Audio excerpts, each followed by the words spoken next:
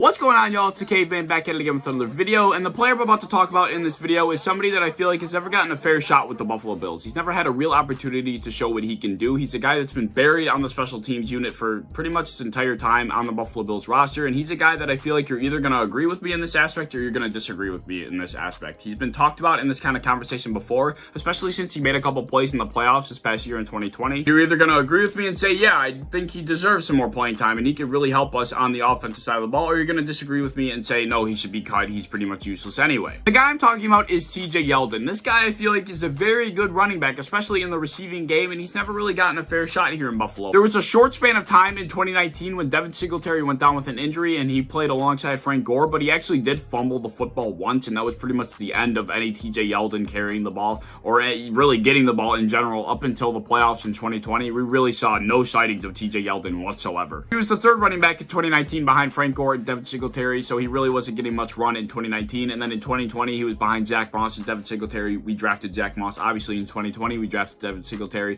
in 2019. So obviously, these guys were going to be ahead of him because their guys were trying to develop. So we've seen what Devin Singletary and Zach Moss are about, and people are actually really still talking about drafting a running back in the first round this year. And that'll be 3 running backs in 3 straight years. And like, how many running backs can we freaking have on our roster? So that'll mean TJ Yeldon will be out the door for sure if we go with a running back at 30 this year in the draft. But who knows? Maybe we will, maybe we won't. But if we do, TJ Yeldon will be out the door. But I just feel like as far as we've seen from Devin Singletary and Zach Moss, we haven't seen much of the receiving game out of them. They're really not receiving running backs for the most part. Devin Singletary here and there has shown that he can do it, but it's just not good enough in my opinion. So assuming we stick with the running backs we have going to 2021 and we do not draft a guy in the draft, I think TJ Yeldon deserves to get more run. In 2020, we were a severe pass-heavy offense, and we never really had a very good threat out of the backfield. And somebody that really teams had to look at and be like, oh shit, Josh Allen's going to dump it off to him and he's going to make a couple good plays. We never really had that guy. And I'm not going to sit here and hype up TJ Yeldon like he's, Christian McCaffrey or Saquon Barkley or something like that,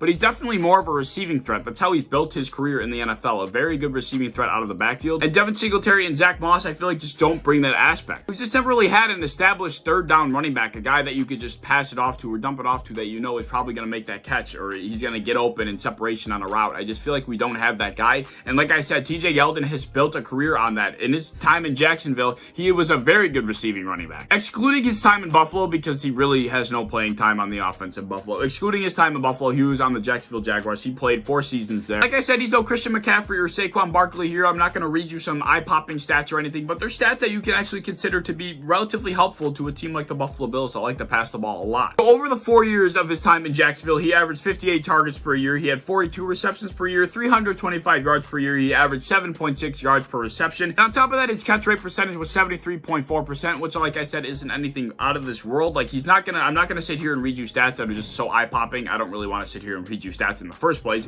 but just for the sake of the argument, for the sake of bringing to light what TJ Yeldon can help with this offense, I guess it's a little bit necessary. You know me, I do not like to read stats at all. Yeah, like I said, these stats aren't anything astounding or eye-popping by any stretch of the imagination, but I feel like he brings a different aspect to that team that we didn't have previously, and we don't have to go out and get because he's already on our roster. We don't have to go and draft this kind of aspect to our team because TJ Yeldon could already bring that. To average 7.6 yards per reception over a 4-year span of time when he was only the starter for 2 of those years is pretty damn good. I feel like he actually really does bring a different aspect to our offense, especially when in 2020 we were so pass heavy. And I hope in 2021 we're able to establish more of a run game and be able to run the ball a lot better. So maybe that'll phase out having the need for a very good receiving running back. But if we're even close to what we were in 2020, we're gonna need to get, somebody that could really receive the ball out of the backfield. And we already have that somebody in TJ Yeldon. I feel like he just doesn't get that opportunity as often as he should. And I'm not sure you even remember or if you even paid attention to the Jacksonville Jaguars. For me, I only really knew this because of fantasy purposes. I watch every single team, every single player because of fantasy football, so I noticed something like this.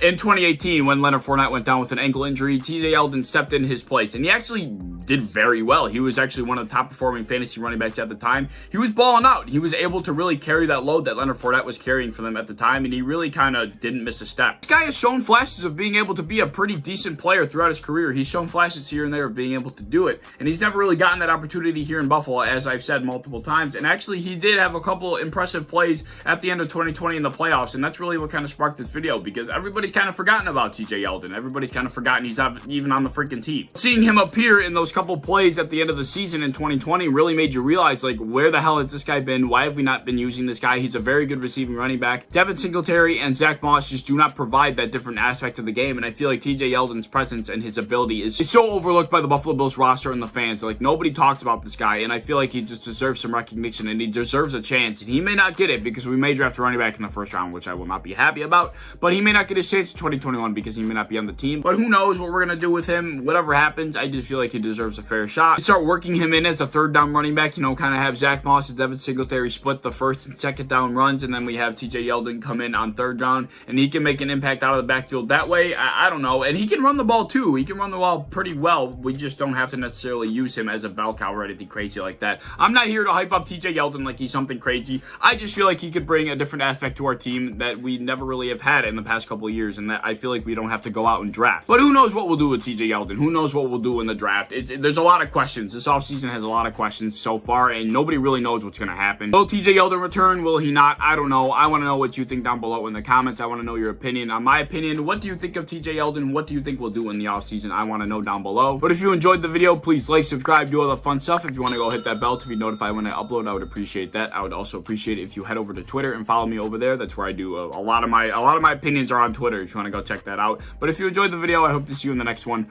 Peace.